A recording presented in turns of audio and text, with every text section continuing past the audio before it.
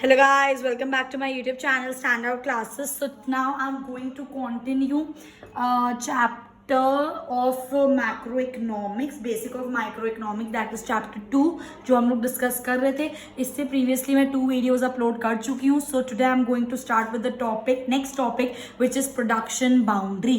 अभी production boundary क्या होता है? देखो नाम से ही समझ आ रहा है ना, प्रोडक्शन की बाउंड्री मतलब कुछ ऐसी बाउंड्री जिसके अंदर हम अपनी प्रोडक्शन कर रहे हैं, that is our production boundary.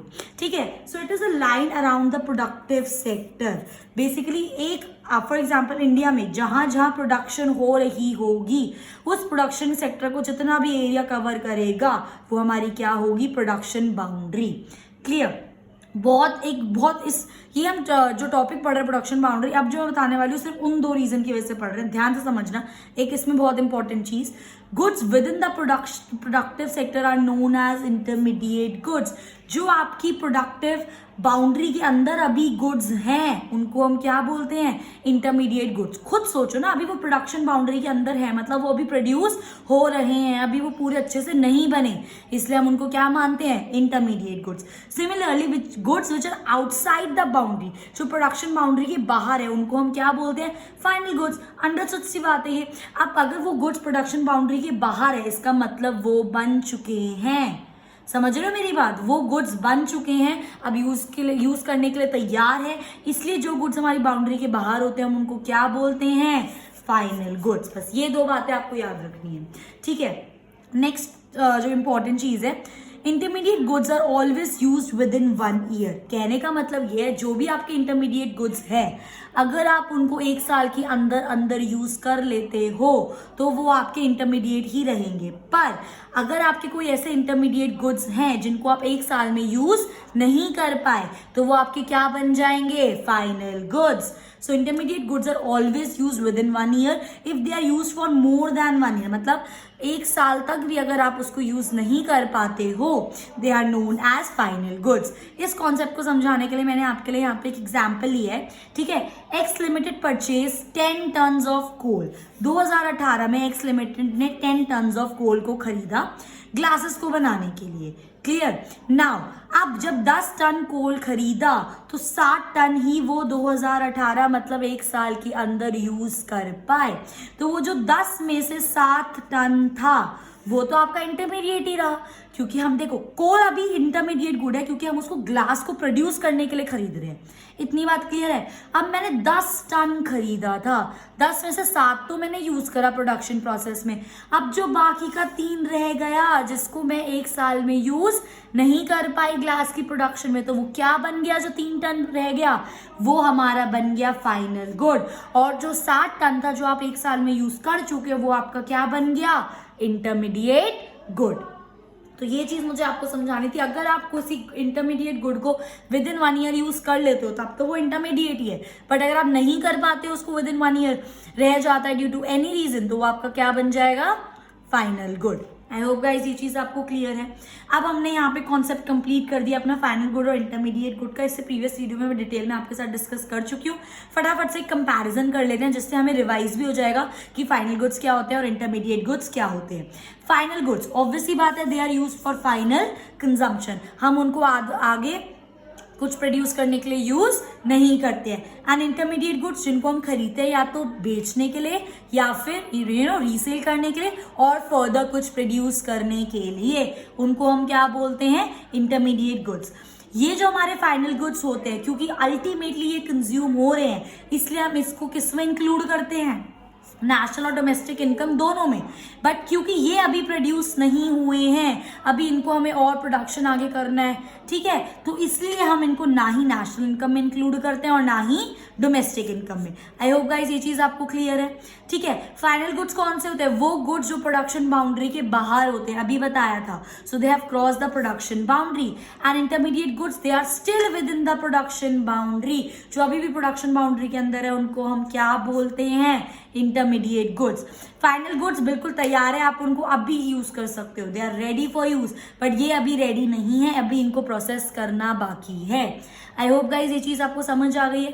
सो कल मैंने आपको एक चीज बताई थी कि हम गुड्स को कैसे क्लासिफाई करेंगे, हमें कैसे पता चलेगा ये गुड फाइनल गुड है या इंटरमीडिएट गुड है। एक कंज्यूमर के लिए वो सेम गुड फाइनल गुड हो सकता है, और किसी और कंज्यूमर के लिए वो सेम गुड इंटरमीडिएट गुड भी हो सकता है। तो बेसिकली जो डिपेंड करता है डिसाइड करना कि इंटरमीडिएट गुड होगा या फाइनल गुड होगा, it depends upon the end use of the good. ठीक है, उसी के बेस से मैंने एक्सरसाइज करी है।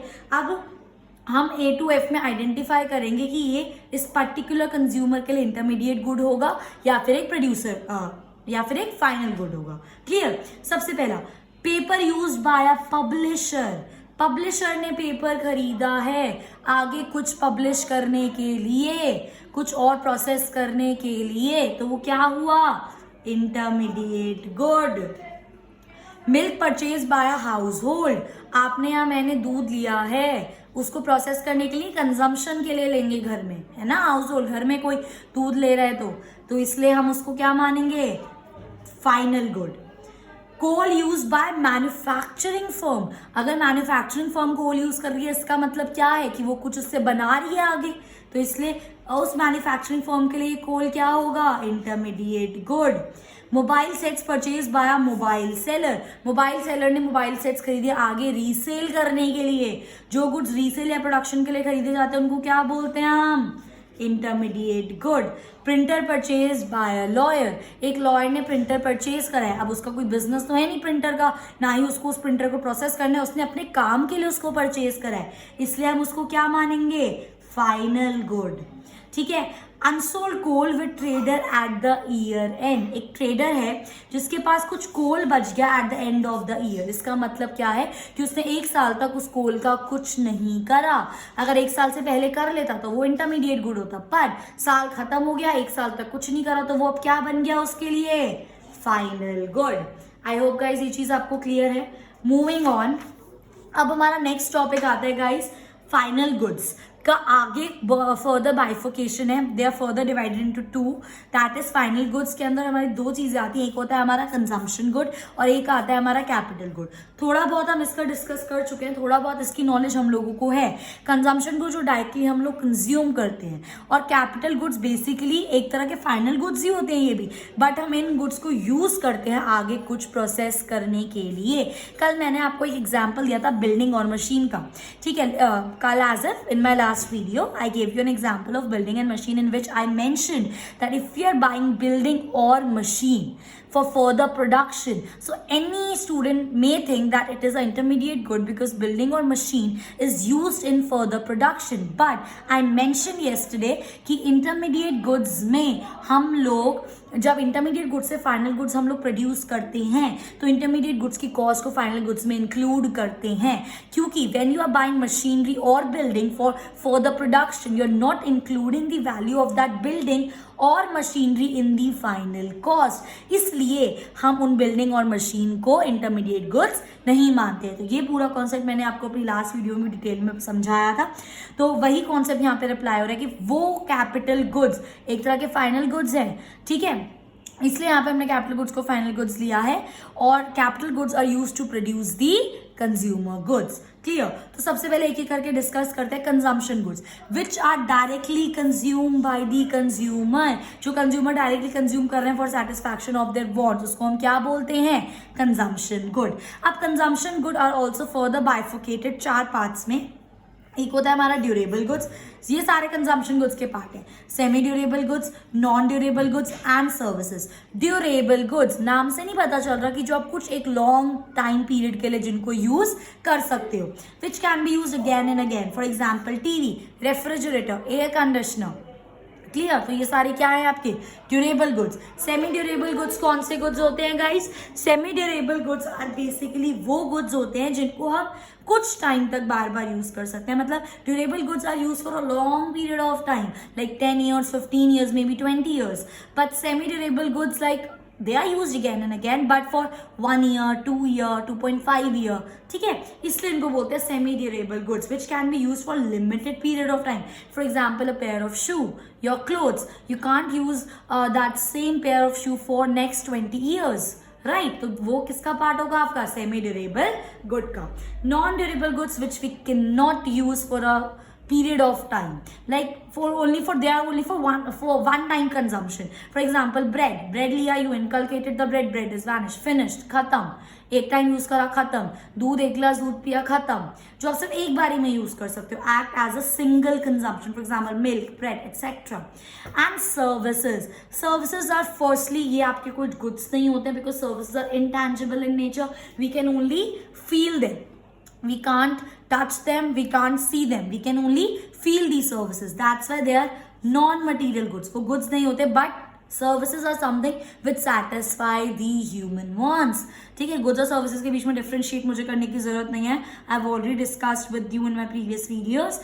And इसका example आता है like doctor treating his or her patient, teacher giving lecture to the students. ठीक है, तो these are all what, ये एक तरह के services provide कर रहे हैं जो directly students, फॉर एग्जाम्पल अगर टीचर स्टूडेंट को लेक्चर दे रही है, for example me, I am giving you here a lecture on consumption good and capital good. तो here basically I am providing you services और आप डायरेक्टली उसको consume कर रहे हो. यू आर नॉट, जो मैं आपको बोल रही हूँ आप उसका कुछ प्रोसेस नहीं कर रहे हो, आप उसको रीसेल नहीं कर रहे हो. समझ रहे हो? ठीक है. So this was all about consumption goods and the next topic is are capital goods. Capital goods, as I mentioned, कि capital goods are basically those goods which are used to produce the consumption goods, or we can say consumer goods. Clear? So these are those final goods which helps in production of goods and services, जो हमें help करते हैं goods और services को further produce करने में. ठीक है.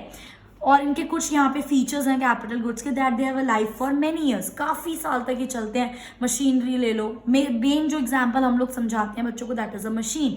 Machine is a capital good. For example, मेरी एक फैक्ट्री है और मैंने एक मशीन खरीदी. सबसे पहली चीज़, अगर मैं एक मशीन खरीद रही हूँ तो वो मेरा एक फाइनल गुड है, क्योंकि मैं उसको फाइनली अपनी फैक्ट्री में प्लेस कर रही हूँ. ठीक है, फॉर आगे फर्दर प्रोडक्शन करने के लिए. ठीक है, और वो मशीन ये तो नहीं है 1 साल 2 साल खत्म, या एक बार यूज करो 2 बार यूज करो खत्म. It can be use for many years. They do not gate merge with the process of production. वो ऐसी चीजें, मशीन हो गई, बिल्डिंग हो गई, उनको हम फाइनल गुड्स में जो हम प्रोड्यूस करते हैं उनकी कॉस्टिंग में उनकी वैल्यू को इंक्लूड नहीं करते, इसलिए उनको फाइनल गुड्स बोला जाता है. They need repair over time, obviously बात है, मेंटेनेंस चाहिए. And they have derived demand. What is derived demand guys? Derived demand क्या होता है? Derived demand is nothing but basically वो डिमांड जो हमारी किसी और गुड की डिमांड पर डिपेंड करे. फॉर एग्जाम्पल, कुछ ऐसा गुड है मार्केट में जिसकी बहुत ज़्यादा डिमांड है, तो एज अ प्रोड्यूसर मैं वो कैपिटल गुड खरीदना पसंद करूंगी जो मेरे उस गुड को प्रोड्यूस करे जिसकी मार्केट में डिमांड है. तो बेसिकली वो चीज़ मैं कब खरीद रही हूँ? जब उसकी मार्केट में डिमांड है. तो इस गुड की डिमांड कब हुई? जब उस गुड की मार्केट में डिमांड हुई. समझ रहे हो मेरी बात? मतलब इस गुड की डिमांड डिपेंड करती है on the demand of other good. उस डिमांड को हम क्या बोलते हैं? Derived demand. लिख सकते हो, derived demand is basically the demand whose basically those goods whose demand depends upon the demand of other good. Again बोल रही हूँ, derived demand हमारे वो goods की डिमांड होती है जिनकी demand whose demand depends on the demand of the other good. Clear? ठीक है. Next, only those goods which are used again and again are termed as capital goods. इसका example देती हूँ मैं आपको, रॉ मटेरियल. ठीक है, अब रॉ मटेरियल हमने खरीदा, कैपिटल गुड है, बट इसको कैपिटल गुड हम नहीं मानेंगे. क्यों? रीजन सुनो. क्योंकि मैंने रॉ मटेरियल खरीदा, मैंने उसको अपनी प्रोडक्शन में यूज कर लिया, भाई खत्म, रॉ मटेरियल खत्म वो. ठीक है, इसलिए मैंने ये चीज़ यहाँ पे लिखी है. जो गुड्स को आप अगेन एंड अगेन यूज कर सकते हो अपने प्रोडक्शन प्रोसेस में, उनको ही हम क्या बोलेंगे? Capital good. I hope guys ये चीज़ आपको समझ आ रही है. देन अब हम कैसे आइडेंटिफाई करेंगे consumption good and capital good? Same फंडा है, it depends upon the end usage of the good, कि एंड यूसेज उस गुड की क्या है, उस पर डिपेंड करता है consumption good and capital good. ठीक है, simple. Okay, so on the basis of this discussion we can simply discuss the difference between consumption good and capital good. So consumption good directly satisfy करते हैं human wants को and capital good indirectly, क्योंकि वो production में help करते हैं. फिर जो प्रोड्यूस होता है वो कंज्यूमर की सेटिस्फैक्शन देता है, तो इनडायरेक्टली वो सेटिस्फाई करते हैं. They do not promote production. जो कंजम्पशन गुड्स होते हैं they are not use for further production, but capital goods are use for production. जो कंजम्पशन गुड होते हैं उनकी लाइफ एक्सपेक्टेंसी इतनी ज्यादा नहीं होती as compare to capital goods. Otherwise मैंने आपको अभी ड्यूरेबल गुड बताया.